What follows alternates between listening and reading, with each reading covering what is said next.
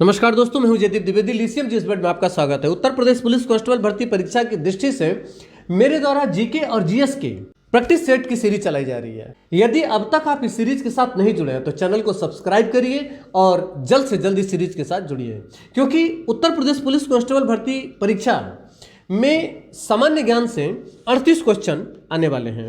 और यदि आप ये चाहते हैं कि सामान्य अध्ययन के ये 38 क्वेश्चन में से ज़्यादा सवाल आप हल करके आए, तो आपके लिए ये सीरीज सबसे ज़्यादा उपयोगी साबित होने वाली है। जितना कम समय आपकी इस परीक्षा में रह गया है, उतने कम समय में प्रैक्टिस क्लास ही एक ऐसा माध्यम बन सकता है जिससे आप अपनी तैयारी को बेहतर बना सकते हैं। आज की जो प्रैक्टिस क्लास है, ये सामान्य ज्ञान की प्रैक्टिस क्लास की 6ठी क्लास है। तो आइए प्रारंभ करते हैं आज की क्लास। पहला सवाल है, भाषा के आधार पर राज्यों का पुनर्गठन किस वर्ष में किया गया था? ऑप्शन है 1950, 1951, 1952 और 1956। इसका सही आंसर होगा 1956। भाषा के आधार पर राज्यों के पुनर्गठन के लिए केंद्र सरकार ने फजल अली की अध्यक्षता में एक आयोग का गठन किया 1953 में। इसके 2 अन्य सदस्य भी रहे, जिसमें हृदयनाथ कुंजरू और के.एम. पणिक्कर इस आयोग के अन्य सदस्य रहे। इस आयोग ने 16 राज्यों और 3 केंद्र शासित क्षेत्रों के गठन होने का सुझाव दिया था, लेकिन राज्य पुनर्गठन अधिनियम जो 1956 में पारित किया गया था, इसके अंतर्गत 14 राज्य और 6 केंद्र शासित गठित किए गए थे। तो इसका सही आंसर होगा 1956, क्योंकि 1956 में ही राज्य पुनर्गठन अधिनियम के आधार पर सर्वप्रथम राज्यों का गठन किया गया था। सही आंसर होगा 1956। अगला सवाल है, जापान में होन्शु नामक द्वीप किसके लिए प्रसिद्ध है? ऑप्शन है कोयला, लौह अयस्क, तेल और हीरा। होन्शु जापानी भाषा का शब्द है जिसका अर्थ होता है मुख्य प्रांत। होन्शु जापान का सबसे बड़ा द्वीप है और यह दुनिया का 7वां सबसे बड़ा द्वीप है। इस द्वीप का अधिकतर भाग जो है वो पहाड़ी है, जिस पर बहुत से ज्वालामुखी फैले हुए हैं।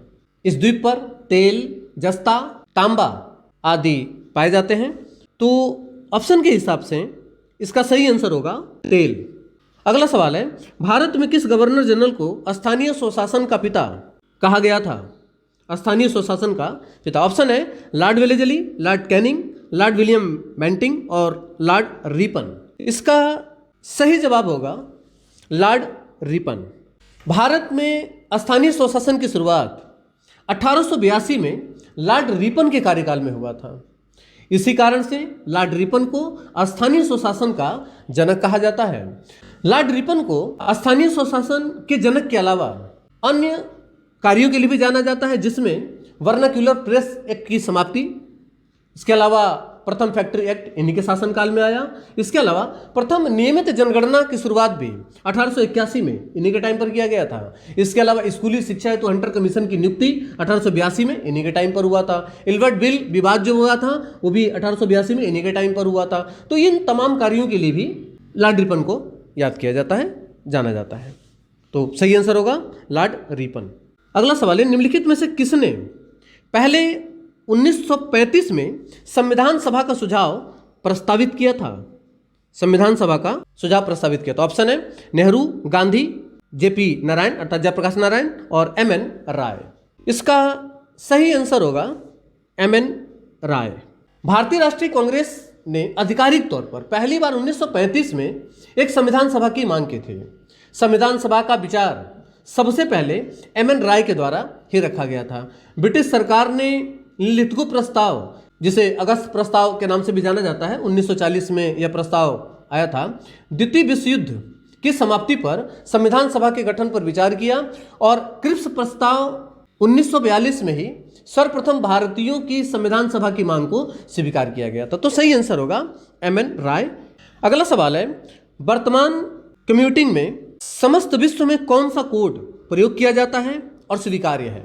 ऑप्शन है ASCII होल्डिट कोड, EBCDIC और ISCII। इसका सही आंसर होगा ASCII अर्थात America standard code for information interchange. ASCII America standard code for information interchange अर्थात ASCII वर्तमान कंप्यूटिंग में समस्त विश्व में प्रयोग होने वाला कोड है। इसका उपयोग कंप्यूटर में टेक्स्ट को निरूपित करने के लिए किया जाता है। इसमें 7 या 8 बिट का इस्तेमाल होता है। तो सही आंसर होगा ASCII। अगला सवाल है, व्हेन द रिवर लिप्स उपन्यास किसके द्वारा लिखी गई है? ऑप्शन है अनुराधा राय, विक्रम सेठ, शोभा डे और इंटेरिंग कायर। इसका सही आंसर होगा स्टेरिंग कायर। व्हेन द रिवर स्वीप उपन्यास की लेखिका स्टेरिंग कायर है। इस उपन्यास के लिए स्टेरिंग कायर को 2015 में हिंदू पुरस्कार से सम्मानित किया गया था। इनके द्वारा कुछ और बेहतरीन पुस्तकें लिखी गई हैं, जिसमें ए टेरिबल मैट्रियार्ची, इसके अलावा मारी, इसके अलावा बिटर वाम्बुड, इसके अलावा फॉरेस्ट सॉन्ग, इसके अलावा the rain maiden and the weirman इनकी प्रमुख अन्य किताबें हैं। लेकिन व्हेन द रिवर स्लीप इसके लिए इनको 2015 में हिंदू पुरस्कार से भी सम्मानित किया गया, इसलिए इनकी प्रमुख पुस्तक है व्हेन द रिवर स्लीप। तो सही आंसर होगा स्टेरिंग कायर। अगला सवाल है कि प्रत्येक वर्ष कितने नोबेल पुरस्कार दिए जाते हैं? ऑप्शन है 5, 7, 4, 6। इसका सही आंसर होगा 6। नोबेल पुरस्कार नोबेल फाउंडेशन द्वारा प्रत्येक वर्ष स्वीडन वैज्ञानिक अल्फ्रेड नोबेल की याद में दिया जाता है। यह शांति, साहित्य, भौतिक, रसायन, चिकित्सा और अर्थशास्त्र के क्षेत्र में दिया जाता है। इस पुरस्कार की शुरुआत अल्फ्रेड बर्नहार्ड नोबेल के द्वारा 1901 में किया गया था। पहले नोबेल पुरस्कार 5 क्षेत्रों में ही दिया जाता था। अर्थशास्त्र में 1969 में नोबेल पुरस्कार देना प्रारंभ किया गया था और इस तरीके से वर्तमान में कुल 6 नोबेल पुरस्कार दिए जाते हैं, जिसमें शांति, साहित्य, भौतिकी, रसायन, चिकित्सा और अर्थशास्त्र आते हैं। तो सही आंसर होगा 6। अगला सवाल है, वर्ल्ड वाइड वेब का आविष्कार किसने किया था? ऑप्शन है Tim Berners-Lee, Martin Cooper, or Samuel Tomlinson और चार्ल्स बेबेज। इसका सही आंसर होगा Tim Berners-Lee. World Wide Web का आविष्कार टिम बर्नर्स-ली के द्वारा किया गया था।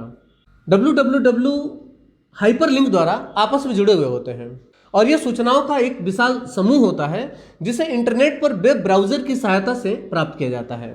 तो सही आंसर होगा टिम बर्नर्स-ली। अगला सवाल है, जल्लीकट्टू डैश के साथ जुड़ा हुआ है। ऑप्शन है त्रिचूर, कार्किगाई, ओणम और पोंगल। इसका सही आंसर होगा पोंगल।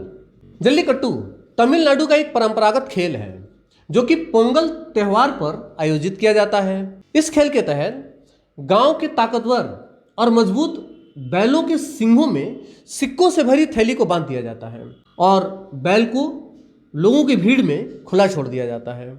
लोग उसे पकड़ने का प्रयास करते हैं और जो भी व्यक्ति उन बैलों पर नियंत्रण पा लेता है वह विजित होता है और उसे इनाम की रकम दी जाती है। तो सही आंसर होगा पोंगल, जो कि तमिलनाडु का एक प्रमुख त्यौहार है। तो सही आंसर होगा पोंगल। अगला सवाल है कि भारत में महिलाओं के लिए आरक्षण उपलब्ध है। ऑप्शन है लोकसभा में, राज्य विधानसभाओं में, पंचायती राज निकायों में और उपयुक्त सभी स्थानों पर। इसका सही आंसर होगा पंचायती राज निकायों में।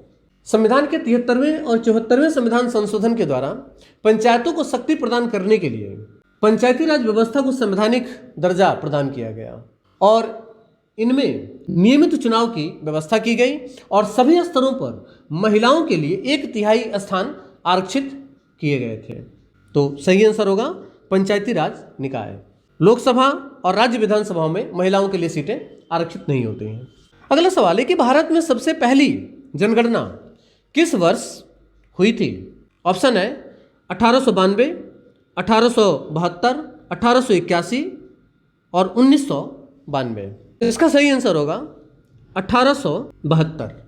भारत में सबसे पहली प्रायोगिक तौर पर जनगणना 1872 में लॉर्ड मेयो के शासनकाल में हुआ था, लेकिन भारत में नियमित जनगणना की शुरुआत 1881 में लॉर्ड रिपन के द्वारा हुआ था। जो सबसे अंतिम जनगणना भारत में हुआ है वो भारत की 15वीं स्वतंत्र भारत की 15वीं जनगणना है जो कि 2011 में कराई गई थी। तो इसका सही आंसर होगा 1872। अगला सवाल है कि निम्नलिखित में से कौन सा रोजगार प्राथमिक क्षेत्र से जुड़ा हुआ नहीं है? ऑप्शन है टोकरी बुनने वाला, माली, कुम्हार और पुजारी। इसका सही आंसर होगा पुजारी। अर्थव्यवस्था के प्रारंभिक क्षेत्र प्राकृतिक संसाधनों के प्रत्यक्ष उपयोग पर आधारित अर्थव्यवस्था होती है। अर्थव्यवस्था के प्राथमिक रोजगार में कृषि, वानिकी, मछली पकड़ना और खनन आदि आते हैं। द्वितीय क्षेत्र में विनिर्मित वस्तुओं का उत्पाद है और तृतीय क्षेत्र में सेवाओं को व्यक्त किया जाता है। अर्थात पुजारी तृतीय क्षेत्र के अंतर्गत आते हैं, ये प्राथमिक क्षेत्र के अंतर्गत नहीं आएगा। तो सही आंसर होगा पुजारी। अगला सवाल है ISDN एक दूर संचार प्रौद्योगिकी है जहां ऑप्शन है ध्वनि, वीडियो एवं डाटा साथ साथ संचारित होते हैं, केवल ध्वनि संचारित होती है, केवल वीडियो संचारित होती है और केवल डाटा संचारित होती है। इसका सही आंसर होगा ध्वनि, वीडियो एवं डाटा साथ साथ संचारित होते हैं। ISDN अर्थात इंटीग्रेटेड सर्विसेज डिजिटल नेटवर्क, ये डिजिटल टेलीफोन सेवा है जिसमें ध्वनि, वीडियो, डाटा प्रदान करने का एक अंतर्राष्ट्रीय मानक होता है। तो सही आंसर होगा ध्वनि, वीडियो एवं डाटा साथ साथ संचारित होते हैं। अगला सवाल है कि नई दिल्ली का मुख्य वास्तुविद एवं डिजाइनर कौन था? ऑप्शन है एडविन लुटियंस, धनपत राय चौधरी, ली कोर्बुजियर और इनमें से कोई नहीं। इसका सही आंसर होगा एडविन लुटियंस। भारत की पहले राजधानी कलकत्ता हुआ करती थी। 1911 में भारत की राजधानी को कलकत्ता से दिल्ली स्थानांतरित किया गया और दिल्ली को स्थापित करने के लिए प्रमुख वास्तुविद और डिजाइनर एडविन लुटियंस हुए। तो इसका सही आंसर होगा एडविन लुटियंस। अगला सवाल है 20 दिसंबर 2021 को नागर विमानन मंत्री बीके सिंह द्वारा प्रदत्त सूचना के अनुसार उत्तर प्रदेश सरकार द्वारा लगभग कितने हेक्टेयर भूमि का अधिग्रहण किया गया है? ऑप्शन है 54 हेक्टेयर, 56 हेक्टेयर, 62 हेक्टेयर और 52 हेक्टेयर। इसका सही आंसर होगा 52 हेक्टेयर। 20 दिसंबर 2021 को नागर विमानन मंत्री बीके सिंह द्वारा प्रदत्त सूचना के अनुसार उत्तर प्रदेश सरकार के द्वारा लगभग 52 हेक्टेयर भूमि का अधिग्रहण किया गया। यह अधिग्रहण नोएडा अंतर्राष्ट्रीय हवाई अड्डे के निर्माण के कारण विस्थापित लोगों के पुनर्वास हेतु किया गया है। तो सही आंसर होगा 52 हेक्टेयर। अगला सवाल है 20 दिसंबर 2021 को वर्ल्ड एंटी डोपिंग एजेंसी वाडा द्वारा किस वर्ष में डोपिंग रोधी नियम उल्लंघन रिपोर्ट प्रकाशित की गई थी? ऑप्शन है 2020, 2021, 2019, 2018। इसका सही आंसर होगा 2019। अगला सवाल है संविधान का निम्न में से कौन सा संशोधन केंद्र तथा राज्य में मंत्री परिषद के मंत्रियों की अधिकतम संख्या सीमित करता है? ऑप्शन है 93वां संविधान संशोधन, 95वां संविधान संशोधन, 97वां संविधान संशोधन और 91वां संविधान संशोधन। इसका सही आंसर होगा 91वां संविधान संशोधन। 91वां संविधान संशोधन 2003 में हुआ था और इसी के अंतर्गत यह व्यवस्था बनाया गया था कि मंत्री परिषद में मंत्रियों की संख्या सदन के कुल संख्या के 15% से अधिक नहीं हो सकता। तो इसका सही आंसर होगा 91वां संविधान संशोधन। अगला सवाल है कि हुमायूं की दुर्घटना के आकस्मिक मृत्यु के उपरांत उसके बेटे अकबर को कहां मुगल सिंहासन पर बिठाया गया? ऑप्शन है लाहौर, सरहिंद, करनौर और काबुल। इसका सही आंसर होगा कलनौर। जनवरी 1556 में दीन पनाह भवन में स्थित पुस्तकालय की सीढ़ियों से गिर करके हुमायूं की मृत्यु हो गई थी। हुमायूं की मृत्यु की सूचना जैसे ही राज्य में फैली, बैरम खां जो कि अकबर के संरक्षक हुआ करते थे, इन्होंने अकबर को 14 वर्ष की उम्र में कलनौर में, जो कि पंजाब के अंतर्गत आता है, अकबर का राज्य तिलक करके और बादशाह घोषित कर दिया था। तो इसका सही आंसर होगा कलनौर। अगला सवाल है भारत का निम्नलिखित में से कौन सा राष्ट्रपति निर्विरोध निर्वाचित हुआ था?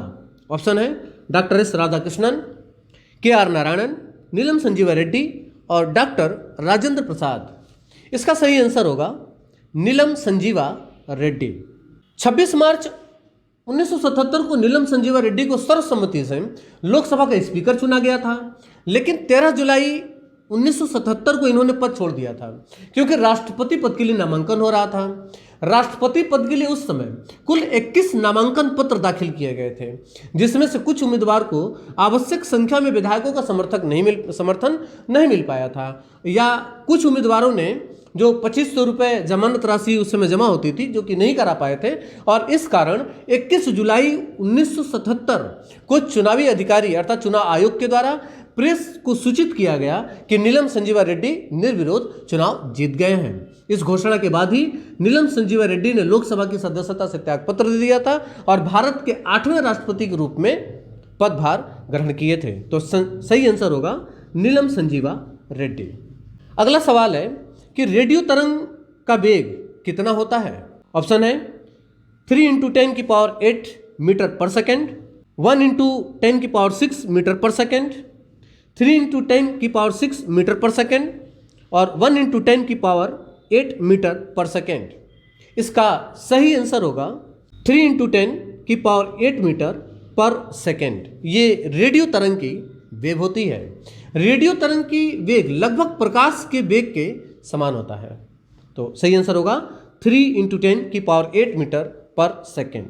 अगला सवाल है FM प्रसारण बैंड डैश के बीच होता है। ऑप्शन है HF range, VHF range, UHF range और उपयुक्त सभी।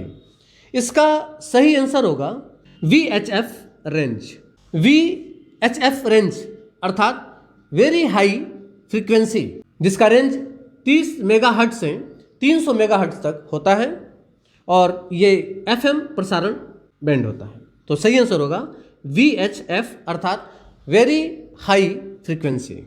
अगला सवाल है टेप रिकॉर्डर में टेप की चाल कितनी होती है? ऑप्शन है 5 सेंटीमीटर पर सेकेंड, 3.75 सेंटीमीटर पर सेकेंड, 10 सेंटीमीटर पर सेकेंड और 4.76 सेमी पर सेकेंड। इसका सही आंसर होगा 4.76 सेंटीमीटर पर सेकेंड।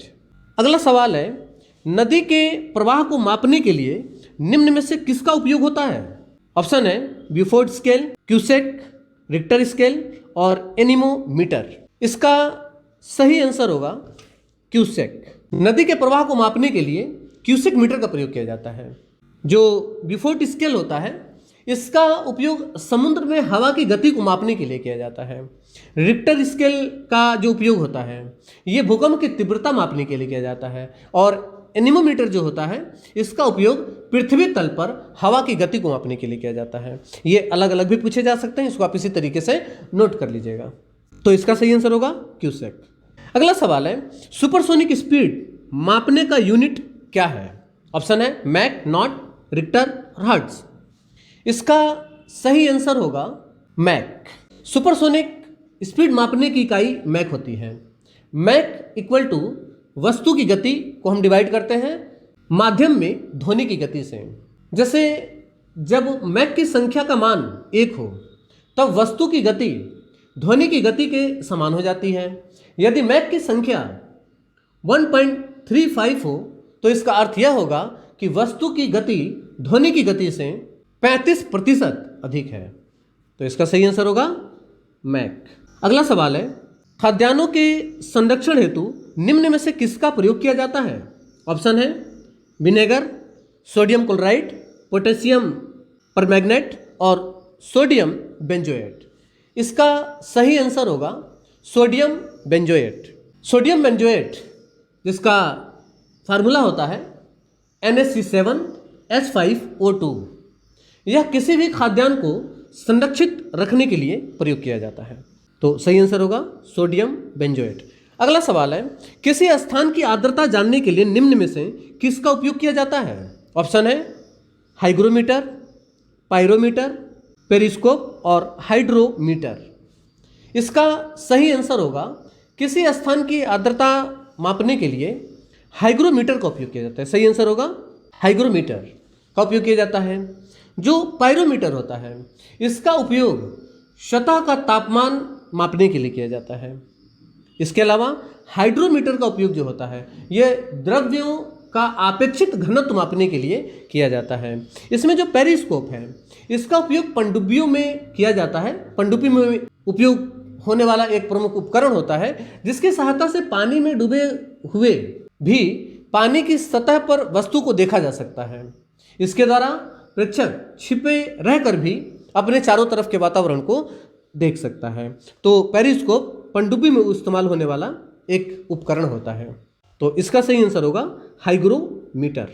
अगला सवाल है, वह कौन सी पर्यावरणीय परत है जो विकिरण को वापस पृथ्वी से प्रत्यावर्तित करती है? ऑप्शन है स्ट्रेटोस्फेयर, आयनोस्फेयर, एक्सोस्फेयर और ट्रोपोस्फेयर। इसका सही आंसर होगा स्ट्रेटोस्फेयर।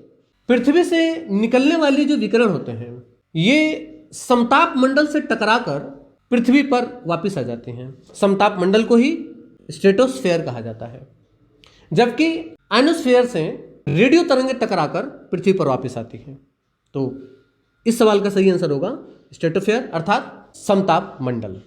अगला सवाल है कि निम्न राज्यों में से कौन सा राज्य यूडे योजना के लिए समझौता ज्ञापन पर हस्ताक्षर करने वाला देश का पहला राज्य बन गया है? ऑप्शन है उत्तर प्रदेश, मध्य प्रदेश, झारखंड, उत्तराखंड। यूडे योजना की शुरुआत नरेंद्र मोदी की अध्यक्षता में केंद्रीय मंत्रिमंडल द्वारा 5 नवंबर 2015 को किया गया था। इस योजना का लक्ष्य वितरण कंपनियों के वित्तीय सुधार का पुनरुद्धार करना है। झारखंड देश का पहला राज्य है जिसने यूडे योजना के लिए समझौता ज्ञापन पर हस्ताक्षर किए हैं। तो सही आंसर होगा झारखंड। अगला सवाल है, महात्मा गांधी भारतीय राष्ट्रीय कांग्रेस के अध्यक्ष किस वर्ष बने थे? ऑप्शन है 1923, 1924, 1925 और 1922।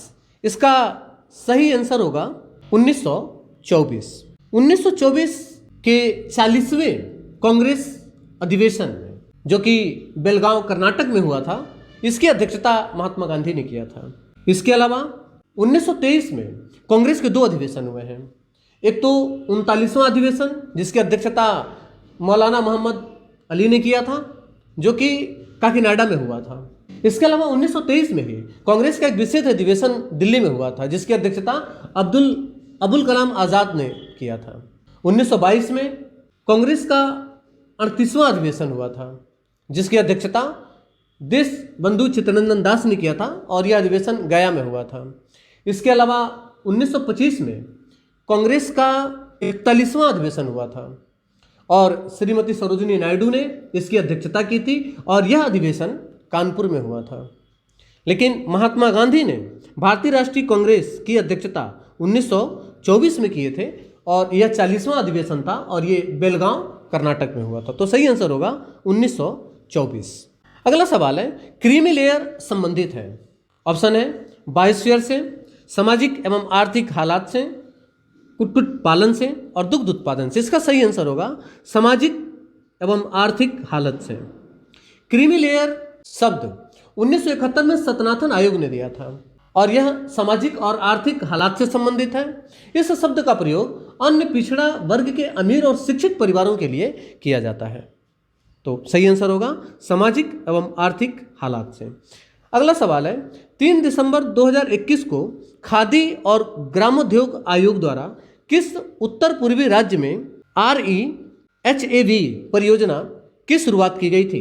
ऑप्शन है असम, मणिपुर, मेघालय और त्रिपुरा। इसका सही आंसर होगा असम। 3 दिसंबर 2021 को खादी और ग्रामोद्योग आयोग द्वारा पूर्वी राज्य असम में REHAV परियोजना की शुरुआत की गई। यह परियोजना हाथियों और मानवों के बीच संघर्ष को रोकने का एक प्रभावी तरीका है। इससे जानवरों और मनुष्यों दोनों को कोई नुकसान नहीं होता है। तो सही आंसर होगा असम। अगला सवाल है, 13 दिसंबर 2021 को किस राज्य या संघ शासित क्षेत्र ने जलवायु परिवर्तन और पर्यावरण पर एक पूर्ण पाठ्यक्रम विकसित किया और संबंधित पाठ्यक्रम शुरू करने वाला पहला राज्य भी बन गया? ऑप्शन है पंजाब, जम्मू कश्मीर, गोवा और महाराष्ट्र। इसका सही आंसर होगा महाराष्ट्र। 13 दिसंबर 2021 को महाराष्ट्र राज्य के द्वारा जलवायु परिवर्तन और पर्यावरण पर एक महत्वपूर्ण पाठ्यक्रम विकसित किया गया और संबंधित पाठ्यक्रम शुरू करने वाला यह देश का पहला राज्य बन गया। उपराष्ट्रीय स्तर पर जलवायु को बचाने की दिशा में महाराष्ट्र के प्रयासों को अंडर 2 गठबंधन द्वारा मान्यता दिया गया है, जो जलवायु कार्रवाई के लिए प्रतिबद्ध राज्यों और क्षेत्रों का सबसे बड़ा वैश्विक नेटवर्क है। तो सही आंसर होगा महाराष्ट्र। अगला सवाल है, लाल बहादुर शास्त्री स्टेडियम स्थित है कहाँ? ऑप्शन है नई दिल्ली, हैदराबाद, इलाहाबाद और कानपुर। इसका सही आंसर होगा हैदराबाद। लाल बहादुर शास्त्री स्टेडियम जो कि फुटबॉल और क्रिकेट का एक स्टेडियम है, इससे पहले फतेह मैदान के नाम से जाना जाता था। यह तेलंगाना के हैदराबाद में स्थित है। इस स्टेडियम का नाम 1967 में बदल करके लाल बहादुर शास्त्री स्टेडियम रख दिया गया था। तो सही आंसर होगा हैदराबाद। अगला सवाल है, 19 नवंबर 2021 को प्रधानमंत्री नरेंद्र मोदी द्वारा उत्तर प्रदेश के झांसी के गरौठा में कितने मेगावाट के ultra mega solar power park की आधारशिला रखी गई थी? ऑप्शन है 600 मेगावाट, 800 मेगावाट, 650 मेगावाट और 700 मेगावाट। इसका सही आंसर होगा 600 मेगावाट। अगला सवाल है, रक्त लाल दिखाई देने का क्या कारण होता है? ऑप्शन है प्लाज्मा, कतिपय स्राव का होना, लोहिताणु और हीमोग्लोबिन। इसका सही आंसर होगा हीमोग्लोबिन। रक्त लाल हीमोग्लोबिन के कारण दिखाई देता है, क्योंकि हीमोग्लोबिन नीले और पीले प्रकाश को अवशोषित कर लेता है और जब वे ऑक्सीजन के संपर्क में आते हैं तो लाल दिखाई पड़ते हैं। तो सही आंसर होगा हीमोग्लोबिन। अगला सवाल है कि 17 दिसंबर 2021 को किस राज्य सरकार ने तमिल थाई वाजथू गीत को राज्य गीत घोषित किया? ऑप्शन है आंध्र प्रदेश, तेलंगाना, तमिलनाडु और कर्नाटक। इसका सही आंसर होगा तमिलनाडु। 17 दिसंबर 2021 को तमिलनाडु सरकार ने तमिल मातृभूमि की प्रशंसा में गाई जाने वाली गीत तमिल थाई वाजथू को राज्य गीत घोषित किया है। इस गीत को मनोनम नियम सुंदर पिल्लई के द्वारा लिखा गया है। अगला सवाल है, 25 नवंबर से 5 दिसंबर 2021 के मध्य स्पेन में आयोजित डेविस कप 2021 का खिताब मॉरिन सिलिच को पराजित कर किसने जीता? ऑप्शन है Novak Djokovic, Tim Puetz, Michael Venus और डेनियल मेदवेदेव। इसका सही आंसर होगा डेनियल मेदवेदेव। अगला सवाल है, गोल्डन पेन ऑफ फ्रीडम पुरस्कार किससे संबंधित है? ऑप्शन है पत्रकारिता, सिने कला, खेल संपादकीय और साहित्य संबंधी लेखन। इसका सही आंसर होगा पत्रकारिता। गोल्डन पेन ऑफ फ्रीडम पुरस्कार अंतर्राष्ट्रीय पत्रकारिता से संबंधित है, जो कि 1961 में प्रारंभ किया गया था। यह पुरस्कार विश्व समाचार संगठन द्वारा किसी व्यक्ति या समूह को दिया जाता है। तो सही आंसर होगा पत्रकारिता। सामान्य अध्ययन में आने वाले ये 38 सवाल आपके आने वाले प्रतियोगी परीक्षा जो कि उत्तर प्रदेश पुलिस कांस्टेबल की है, इसके लिए बहुत महत्वपूर्ण है। इन सवालों के सही जवाब मेरे द्वारा यहाँ पर दे दिए गए हैं और इस क्लास की PDF डिस्क्रिप्शन में डाल दिया जाएगा, जिसे आप डाउनलोड कर सकते हैं और पुनः अभ्यास कर सकते हैं तथा अपनी तैयारी को और बेहतर बना सकते हैं। मिलते हैं अगली क्लास में, तब तक के लिए नमस्कार, धन्यवाद, जय हिंद।